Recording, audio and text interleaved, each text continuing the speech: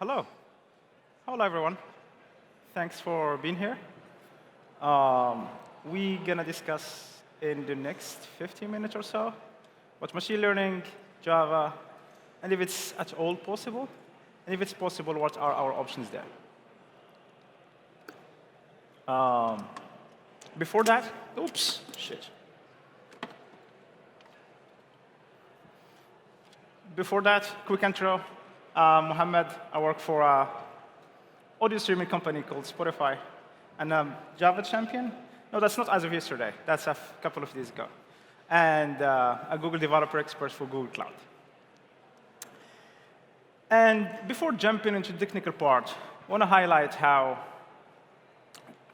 learning a new language is actually challenging. So I moved to Sweden a couple of years back, exactly, or more than 3 years now.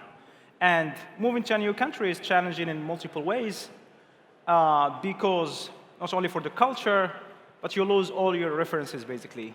And then one of the challenging parts is learning the language, especially if it's not English is not their first language. So you want to learn that language, get involved into what happens around you, especially that now you are now an immigrant, most probably, and then understand the culture, everything that's happening around you, and every political decision that it's made around you.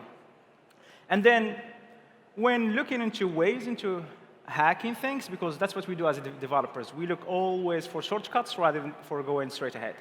So I found this book from Benny Lewis, which basically suggests how he managed to crack learning a language in a few months, exactly 3 months. And he did that for a dozen of languages. So he speaks a dozen of languages, and his books he cracks into how he managed to do so.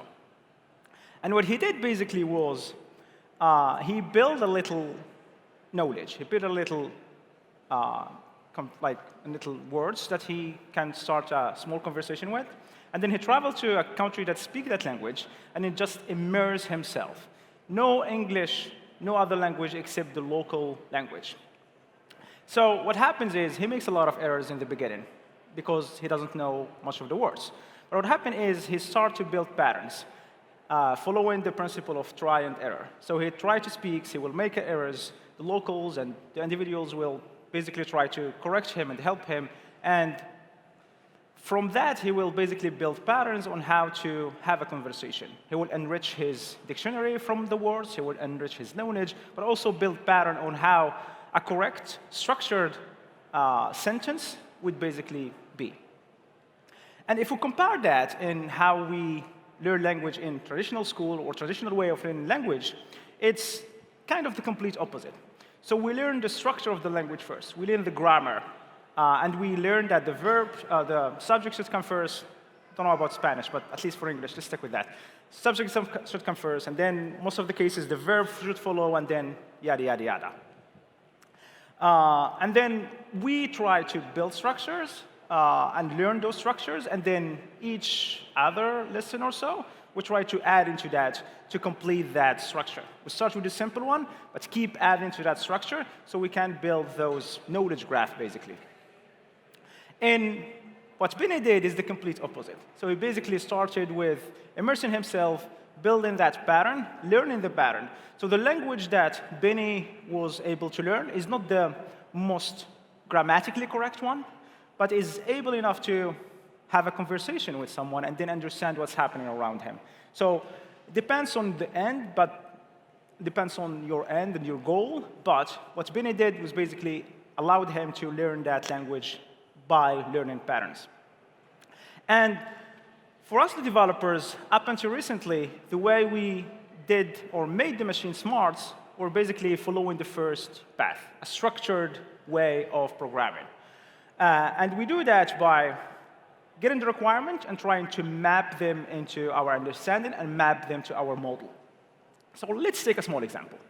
Let's imagine that your product manager came in and asked you to come with this super fancy app that's basically model a person that is walking. So you look into the requirement and you figure out that you can do that using a unit of measure, which is speed in that case. So you measure the speed of the person that is walking and you say, if the speed is less than 4 units, whatever, you say that the person is actually walking. The product manager came in with another requirement, but because that's what product manager does, you just came in with another requirement and said, can you model a person that is running? OK, that needs some amount of time, and you do that if the person's speed is less than 4, then the person is walking. Otherwise, you consider this running. Easy peasy. Then the product manager came in. Hey, our deployment was a great success. Can we model a person that is cycling? Took a couple of time, but you managed to crack it by adding a new unit but using the same unit of measure. So if person's speed is less than 4, you consider it's walking. Less than 12 is running. Anything else is actually biking.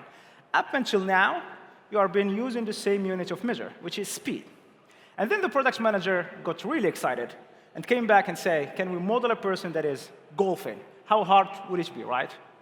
And then you started to scratch your head because there is no unit of speed in that one. You need to come up with a new unit of measure in order to model that person that is golfing. Because generally with the golf, while we're standing, so there is no notion of speed. You can hack it by having if speed is 0, then you want to basically be able to differentiate between a person that is golfing and a person that is standing. And then that's where you go through a whole way of refactoring and having this negotiation part. But that's to say that up until now, the way we do programming and the way we do, or making the machine smart through programming, is by feeding the machines the rules that we wrote. We as developers, we as programmers, that's what we basically do. It's like feed the machine with the rules. No matter what fancy language you use, no matter what design patterns you use, no matter what framework you use, you're basically feeding the machine with rules. And then you pass the data, and then you expect an answer. And then when the answer is wrong, that's what we call a bug. And then we come back and try to modify the rules in order to match the expectation that we want from the answer. Machine learning, on the other hand, reverses that model. Machine learning is letting the machine learn by itself, by feeding it with the data and also the answers. So the more answers and data the machine has, the more it can learn, and then it comes up by itself with rules. That's how I like to think about machine learning, basically, and the way we, how it relates to our expertise as developers and engineers and in the IT sector, basically. So machine learning is basically of the science of letting the computers learn by themselves, by feeding them with the data, by feeding them with the answers, and then there's some math involved in there. It's basically statistical math, and the machine will basically try to come with equations that try to map the answers. The more data you have, the better. That's a general rule of thumb when it comes to machine learning, because it will enable it to tweak itself in order to come up with the best answer and the best prediction. Now, everyone is talking about AI. Depends if it's artificial intelligence or Apple intelligence now. But everyone is talking about AI, especially with generative AI and LLMs and so on and so forth. But there's quite small differences between each and other terms, especially if you follow in pop magazines, pop science magazines. These try to use those terms interchangeably. But setting a little bit of foundation here, artificial intelligence is the whole effort in order to make the machine smarter. It started back in the 60s, and the idea here was, let's figure out ways in order to make the machine learn by itself and do things, mimic the human behavior, basically. And we did great effort in there, and we managed to get great results. But it excels, or the results that we managed to get, excels when the problem is actually deep, like playing chess, like one exact problem that we're trying to fix. But the moment we switch to fuzzy problems, like image classification, artificial intelligence as a whole falls short. So what we did is spin off another subset of subcategory of artificial intelligence, and we call it machine learning, which delves into basically making the machine smarter and deal with fuzzy problems. And that's when we use statistical mathematics and methods and enabling the machine basically to learn by itself. And then a subfield of machine learning is actually deep learning. So machine learning is what we call now shallow learning, or the whole thing. Machine learning has one or multiple layers. That's the whole thing. Shallow learning, and machine learning splits into two. There is shallow learning, where you have to deal with one layer of knowledge. And deep learning basically deals with a lot of layers. So deep learning has nothing to do with the depth of the knowledge, or how smart we are, or a lot of magazines try to map it to the neural models or the neurons in our brain. That has nothing. There is no scientific proof around that. But it has to do with the depth of the layers that we have. So that's where the deep learning came from. How many layers you have in order to build your model. In a production model, we will have dozens or even hundreds of models. When we talk about generative AI, there's a lot of layers involved in there. So basically, deep learning is how many layers we have in our model in order to build that intelligence. And in every deep learning model, we would have the input layer, and we would have the output layer. That's, well, basically our model would be. And then what happens is we feed the data into one layer, and then it trains itself, and then the output from layer 1 goes to the next layer as input, and then the output from layer 2 goes to the layer 3 as input, and so on, until you reach the final layer. And the final layer, the output of the output layer, is basically your model, and that's where you do your prediction, and so on. And then that's basically deep learning. So we, instead of focusing on one layer, we said, let's take that intelligence and multiply the forces, make it also deep and wide. And then generative AI came in, and ChatGPT, Gemini, whatever, and it's a subset of deep learning. But it deals with internet-wide data, so it deals with a large amount of data. Up until deep learning, we were trying basically to mimic human behavior, and the machines were basically trying to predict and come up with the best answer as possible with an acceptable rate of precision. With generative AI, we're switching things. We're letting the machine come up with new things. That's where the name generative AI came from. And you might heard about hallucination in LLMs and generative AI, and that's actually not a bug. That's actually a feature. So generative AI, through the data that it was trained on, we want it basically to be able to come up with new things. So hallucination is a good thing to spin up creativity, which can be some of the times misleading. OK, so what we've managed to do with deep learning so far? A lot of things. Image classification, speech recognition. You have, especially if you have a smartphone now, you have machine learning in your phone that you use on a daily basis. So it's managed to do a lot of things, which is quite impressive. But a few years back, whenever I want to deal with or start with machine learning, there were two blockers for me. The first one was a lot of math. There is not a single book, not a single blog post, not a single video tutorial that hasn't some entry in some sort about mathematics. I didn't excel in math. I did just good enough just to pass, and that's it. But then when I heard about gradient descent, vectors, linear algebra, I was like, whoa, whoa, whoa, whoa. I'd stay away from that. Thank you very much. And I just closed the book. So there was a lot of math involved, which was not necessarily needed. I mean, there is some math involved, but if you want to start, if you want to build something really fast, especially with the programmer spirit, that's like, I want to build something and then try to figure out how it works. Well, I want that sparkle to happen. And then the second one was Python. Python is a great language. Don't get me wrong. But I'm a Java developer. I've been using Java for the last 10 years, maybe more. And I want to have an option to use Java. But Python was the dominant language and still the dominant language when it comes to machine learning. But I want to use Java if possible. And luckily, I wasn't the only one. The Java community started that debate a few years back, like this blog post from Humphrey, who basically wrote a great post around how we can make machine learning, or Java plays nicely in the world of machine learning, and how we can add support to it, basically. And this is basically to say that Java and ML can play nicely well, especially in the Java ecosystem. You probably know all of that. Java It's a great language from a scalability and performance point of view. We have the WARA principle, which has been for quite some time now. A mature ecosystem. It's one of the, or probably one of the few languages that if you want to do anything, you can, basically. It's not the best choice for every use case out there, but if you want to do something with Java, you have an option. That's because of how large community is and how everyone is trying to contribute in making the language even better.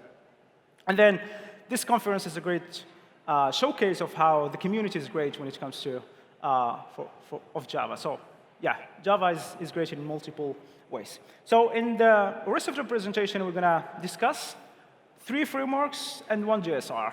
GSR 381, for short, it's called VSREC, that basically specializes in building machine learning for image classification. And then discuss deep learning 4G from Eclipse collection. I think they're right there if you want to have any question after that. Deep Java library from AWS, and Oracle Tribuo from Oracle. So let's get the fun started. The first one is GSR 381. So that's a Java specification request that wants to standardize how we deal with machine learning, especially for image recognition to start with. So there is a default implementation, and there's everything. The GSR is already there if you want to use it.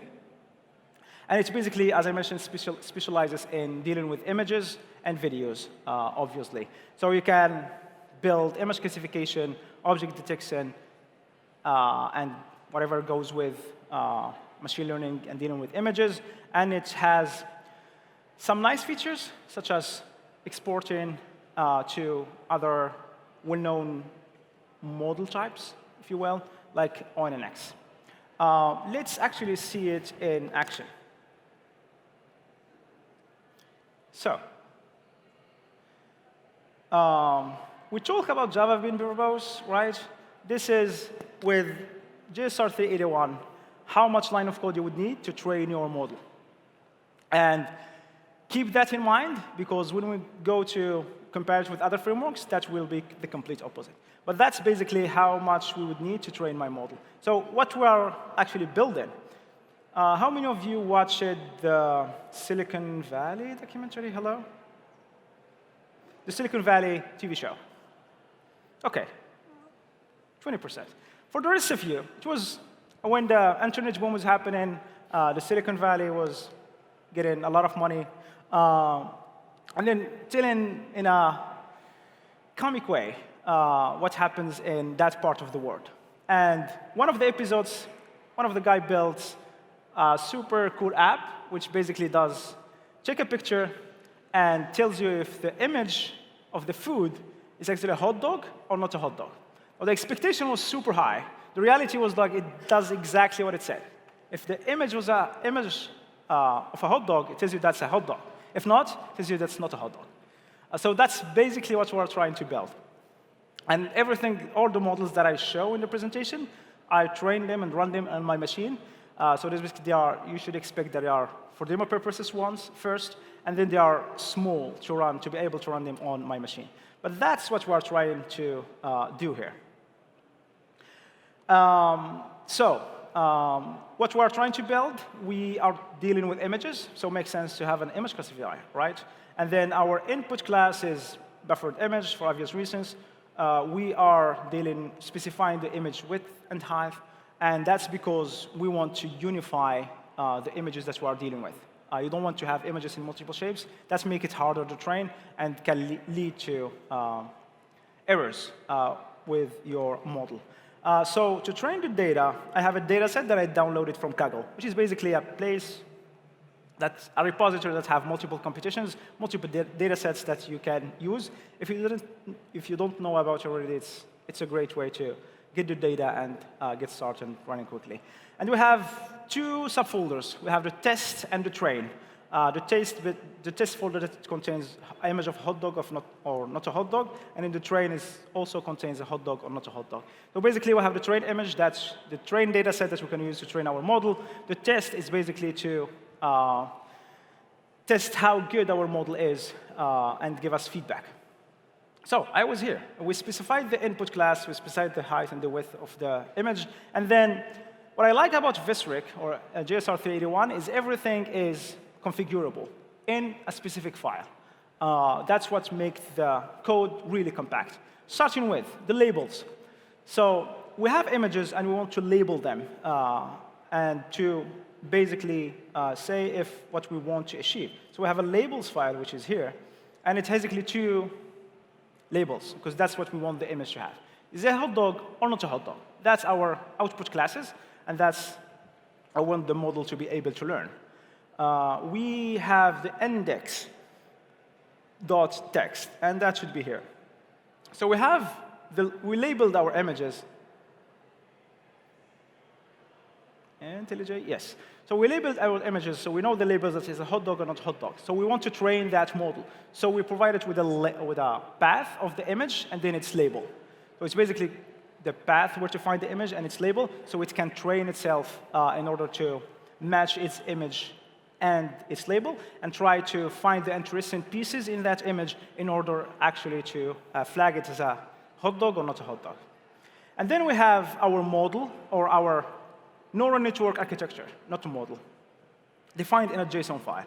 Now, there's a lot of opinions here, or preferences, but I like it in that way. Basically, because it's externalized, I can share it with a machine learning engineer. He can give me feedback about things that he can improve, things that I can get rid of, and then build our model, build my architecture. So I'm using a convolutional neural network, which is a type of neural network that deals with it's well known when it deals with image recognitions and image classification. And that's because in images, we deal with pixels. And if we treat his image as one block, it's going to be a lot of learning, a lot of resources spent to learn or to try to get information from each pixel. So what we do is we split the images into tiles. And then we try to learn from each tile interesting pieces. So we get those interesting pieces from the tiles, each layer, take them, and then feed them back to the next layer. So we have a convolutional neural network, some configuration in here, and then we start with providing. So in each image, we have the max pooling and the fully connected. So we provide the image, we split it into tiles, we get the interesting pieces, we turn that into matrices, and then we provide it there.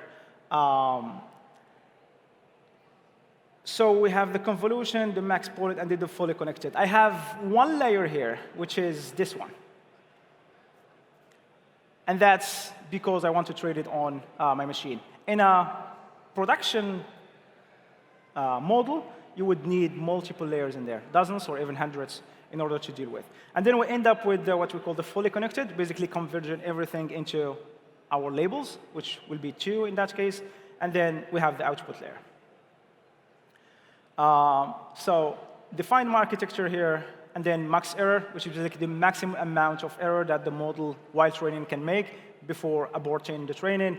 Maximum epochs, how many iterations the model should do in order to learn better. All those values can be tweaked, of course. And the learning rate, amount of adjustment that the model can make while learning in order to adjust its learning. And then once done, we export that into DNet, which is DeepNet, I think, which is the default implementation for Visric. And then that's basically our model. So I run that, leave it for an hour or so, and then came back, and then we'll end up with this one. And then to run the inference, easy peasy. So you would use basically the same, you would need Visric, but you would load your file, you would load your model, and then you will invoke it or create an image classifier. We would load the image. And for that, I have 2 images. One, OK, so it's under resources, Visric, this one. So we have an ugly hot dog image and a very ugly pizza image. So I load my images, and then I pass it to the classifier. So I should expect a probability of how confident my model is. It's a demo, so we will satisfy ourselves with 50%. If the confidence is more than 50%, we consider this as a hot dog. If not, we will just consider it not a hot dog. So the first one is image of a hot dog, right? So if I run it, hello? Hello? No? OK. Do I have anything? Where is my terminal? Tools. Where is my? I should be here. Services, terminal here. What the hell? OK. No, not terminal. I want the run. Yes, this one. OK, so it says that's a high probability of being a hot dog. High is subjective here, but bear with me. And then we will have pizza. I did it save. It says, this is not a hot dog.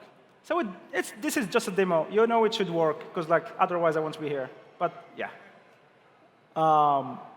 So that's basically this rig. It's really compact, really easy to use, and especially to get started with. Hello? Sorry for that. Where images here. Still have 25 minutes. OK, so this rig specialized in image recognition was basically an effort to make the standard implementation or a standardization of how we can deal with machine learning. And it has multiple implementations. So we have DeepNet as the standard default implementation. And we have other ones, such as Java Deep Learning or Deep Learning Java, DGL, that I will mention in a minute. Deep Learning 4G, that's one of the oldest and first frameworks that were there, our libraries to deal with deep learning and machine learning in general. They built everything from the ground up. They followed Keras principle. Keras is one of the deep learning frameworks in the Python world, but it's very inspired from the Keras architecture. So we have multiple components when it comes to deep learning 4G. The first one is the API, which is the deep learning 4G. So when we interact, when we try to train, build, run the inference, we run with deep learning 4G. That's the API. And then we have they built linear algebra library, and that's ND4G. So all the math logic, all the heavy calculation happens within ND4G. And that's what empowers the magic of deep learning 4G. And then to run the computation, they used libnd4g, which is a C++ library, and that's basically to do the switch if you want to run it within CPU or run it within GPU and be faster. So libnd4g is a C++ library that runs ND4G, and ND4G is the engine that empowers all the computation for deep learning 4G, and deep learning 4G is basically the API that we use. So that's actually kind of the architecture that we use in deep learning 4G.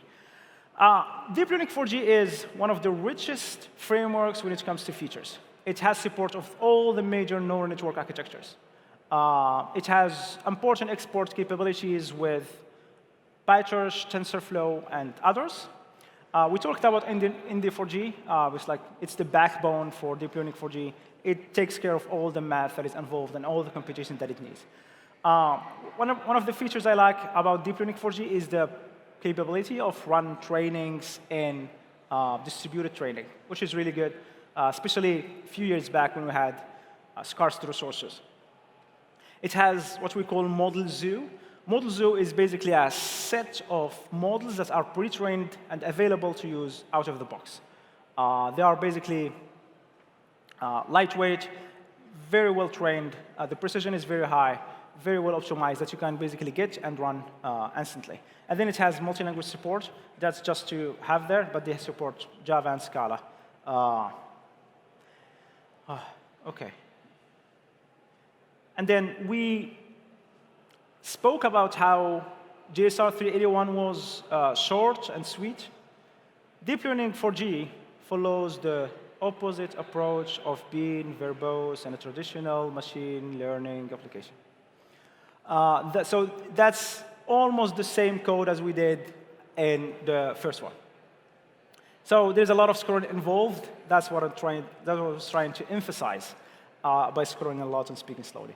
But it follows a different approach in a way that it provides you with a toolbox with all the tools that you would need to run your model or to run your training. and optimize it rather than following a configuration or convention approach. So starting with, so it has the ability to learn the labels basically from the path that you provide. So provide a path of the data, and then it is capable automatically from detecting the labels. That's a feature that is not available for JSR 381. So we have our data set. We split it into train and test. It has the possibility of transforming the image, so resizing it, flipping it, and doing modification of the image. Because of the data they have is a couple of hundred images, it's not enough data to have that production-grade model. So what deep learning also offers is a possibility to modify the image and then do some processing. Like you can flip the images so you can have double the amount of data, change the colors, and something like that. Like all the things that enable you basically to multiply the size of your data and increase it so you have a better model. So we spoke about that, and then that's where the magic happens. That's our architecture configuration. It's kind of similar to the first one, but a little bit more verbose. And that's because they want you to know or provide you with all the tools in order to build your training. So a couple of configuration here. We won't go deep into that because there's some machine learning knowledge involved. But it's a couple of configuration that's needed in order to define how you want your model to be. And then we start with the convolutional layer, basically starting with splitting the image into tiles. And then subsampling is taking that and trying to conversion it into matrices. So again, we split the image into tiles. We get the most interesting pieces. We turn that into matrices, and then we feed that into the next layer. So here I have actually two layers. So I have the first one, and then I have the second one. It's different than the first one, but just to say that you can have multiple layers. And then, similar to the first one, we have an output layer, and every deep learning algorithm will have an input and an output layer. So that's that, and then we start initialize our network.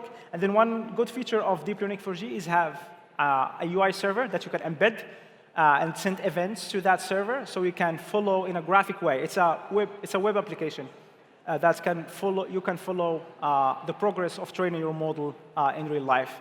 Instead of following the terminal, you can basically see it in a web UI. And here we're loading the data, setting up the model. That's the listener that's going to send events to our web application, and then we are trying to train the model. We have through our number of epochs, obviously, and then we are evaluating the model using our test data. And then we are saving the model using hotdog.py.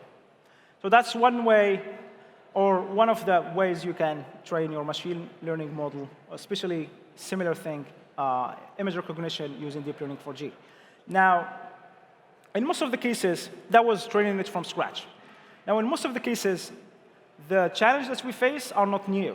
So there are some people that dealt with similar challenges. And here, what we do is use what we call, I forgot the name. Oh, shame on me. Transfer learning. So transfer learning is basically you use a model that already exists, and then you try to fine-tune it in order to basically build a new model that satisfies your need and satisfies your use case. So what we are doing here is similar to what we did previously. Instead of starting from scratch, we are loading a model that already exists, which is ResNet. So ResNet is a well-defined model that does image recognition and image classification. And then we are feeding it where our fine-tuning it with another layer using our data. So here we are loading the first one, transfer learning. And then here we are kind of fine-tuning it. If you heard the word fine-tuning a lot, especially in LLMs now, it's basically that. So you are kind of taking all the knowledge from the old graph and then fine-tuning it in order to match your need. And the rest is actually the same. So deep learning 4G. We say that's a little bit verbose, has a lot of features, but it has few good use cases. Like image recognition, we spoke about that. That's what we did. Natural language processing, a lot of use cases. You can build smart assistants, do test classification, sentiment analysis, and all of that. That can be done. And then reinforcement learning, building robotics, games using deep learning 4G as well. It's going to be a lot of code involved because it's a little bit verbose, but other than that, it's really good. Some of the drawbacks, the learning curve, because it's provided you with the toolbox and exposes to you all the APIs that you might need, a lot of getting up and running can take some time. The lack of high-level abstractions, it's related to the first point. It tries to give you all the tools, and that can be frustrating in the beginning. Some of the things can follow with a convention approach rather than exposing it. It focuses primarily on deep learning rather than on traditional shallow machine learning. So if you don't need deep learning, could be challenging. And finally, they have a slow release cycle. That's a question that I keep hinting to. It's like kind of the release cycle is not as frequent as it used to be, so that's something you might want to keep in mind. Deep Java library, that's actually my favorite one when it comes to Java machine learning libraries. Java deep learning libraries, to be fair. So DGL follows a completely different approach than the first two ones. So instead of building their own mathematical and linear algebra knowledge, they piggybacked on the existing well-known frameworks that are out there: PyTorch, TensorFlow, ONX, and so on. So they built a shallow layer of an API, DGL, and then they built interfaces that basically forward the training to PyTorch, TensorFlow. So we're basically benefiting from all the advancements that are made within the Python ecosystem, but using it in a Java API, which is really cool. So all the knowledge, all the fancy tools that the machine learning community uses will be available in DGL and using your favorite Java API. So that's basically what DGL is. The architecture is more complex than that, but the general idea is piggybacking on the well-known frameworks that we have and then providing it with a Java API. Another thing they have, and that's why I like DGL, is they are focused on getting you up and running really quickly. One thing they provide is also DGL serving. So imagine that you have a use case that is, you found a model that is already available. Someone already did it. DGL serving is basically a web application using DGL in order for you to spin up a web application and provide you can upload the model and then run the inference and test basically your model and interact with it. So DGL serving, it's an open source application that you can use. I'm running it using Docker, so it's actually live right now in my machine. And hello? Is it still live? Yes, it is. So I already uploaded a model chat, which is ResNet 18. That's the one I talked about in Deep Learning 4G. But imagine you found a model in the internet, and you want to experiment with it, see if it's a fit or not. Then you can come here, upload the model, give it a name, and then hit submit, and it should appear actually here. So they have a web interface, and they have another interface, which is REST. So it's just REST interface. So they have two endpoints. They have the model endpoint, which basically gives you the list of models that you have. You can upload, you can delete, blah, blah, blah. And then it says that we have ResNet 18, and the model is ready, and it's available under ResNet 80. So that's the one. And then it provides your REST API to interact with the model that you already uploaded. So it should be under your hostname, predictions, and then slash the name of the model. And the model basically deals with images, and I hope I still have, I need an image. Gosh. Nope, nope, nope. I have an image here. No, that's me. OK. What's all of that? I need an image. OK. Wait a minute. We'll ask the internet. Image of a hamster. OK. Save image. Nope. Save image. Save. It should be under downloads. That's our image. Boom. And then running the inference, and it tells you that it classifies the image. So there is an 80% probability that this is a hamster, and 12% that is a pig, which is not true. So there is a high confidence that it's actually a hamster. Look that I did nothing. I basically just downloaded the model that is available on the internet, and then uploaded it to DGL, and then basically started using it. Most of the use cases, if you are dealing with images, you don't need basically to build your own model, especially if you are dealing with, if you're uploading images from users. You basically can upload it and then try to classify it if it contains any sensitive content or sensitive information.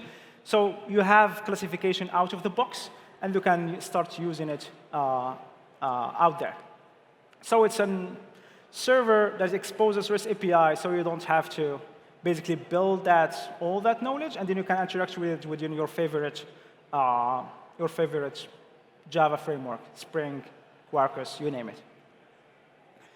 Yeah, so that's what I wanted to use. DGL features everything that is available in deep learning. It's available in DGL. It supports all of it.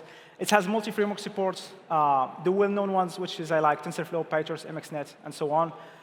Simplified model deployment, that's what we shown through DGL. It has an extensive model zoo. So a lot of the model are available for you, easy to use without the need to worry about it. For the use cases, similar to what we talked about in DGL, all the deep learning frameworks are similar when it comes to that. Image recognition, natural language processing, and so on and so forth. Robotics, fraud detection. But model compatibility, since it piggybacks on those Python frameworks, model compatibility can be an issue, like a feature that is available or a breaking change. You might not be able to use it out of the box. You need to wait for DGL until it adds support for it through its API. So that can be frustrating sometimes. There's some discussion about adding new frameworks to it, like other than PyTorch, TensorFlow, and such. But that will add additional effort to the maintainers. So it's something that might be considered as a drawback. The final one is Oracle Tribuo. So up until recently, we talked about deep learning. Oracle Tribuo follows a different approach. It focuses on machine learning for enterprise world. And it provides a lot of knowledge, a lot of tools, a lot of tweaks in order to bring the machine learning to the enterprise world. So not everyone would need deep learning, but you would still need to deal with traditional machine learning, such as regression, classification, and so on and so forth. So Tribuo, what it does, it basically provides you with tools that can integrate your data, be it image, be it log files, be it your favorite database, you name it, for an enterprise world. It provides a kind of decorators or integrators in order to take that data and feed it into the data source. So it's basically decorated and make it within the data source of compatible format of Tribuo, and then it feeds it into their model to run the modeling, to run the training, and to run the prediction. A lot of run here. So TLDR is Oracle Tribuo excels in machine learning, especially for the enterprise world. That's one of the great use cases that I see for Oracle Tribuo. And it's basically empowers some of the machine learning algorithms that are available in Oracle Cloud. So it has support to diverse machine learning algorithms, but also classic ones, regression, classification, and so on. It has data pipelines, again, in order to feed the data, get it from your enterprise world into the Tribuo world. Model selection, its scalability, and so on. That's kind of out of the box required for the enterprise world. The use cases, anything that is available in traditional machine learning. Classification, regression, anomaly detection, fraud detection, recommendation systems, time series analysis. Those are really good use cases, especially for the enterprise world, that doesn't need necessarily deep learning, but it's also available for use in the enterprise world. However, it is fairly new compared to the first two. So it has smaller community, less extensive models.We, and not focusing on deep learning as the other two. When to use which? My favorite one is DGL, because it's really easy to use, uses the frameworks that are supported by hundreds of companies, so you will be using the same stack as the machine learning developers, but with a Java flavor, which is really good. Deep learning 4G, if the use cases are not available in DGL, and you want to tweak your model, tweak your training, deep learning 4G can be a real good candidate. If you don't need deep learning 4G features, or you are within an enterprise world, Tribuo can be a good alternative here. That's basically just to say that machine learning engineering is still an engineering discipline, and then there is a lot of parts involved. And hopefully, with those frameworks, we would be able to do end-to-end machine learning with Java, from the training part and to running the inference and performance. Thank you very much. Ready to take your questions, and those are some resources that helped me to build the presentation.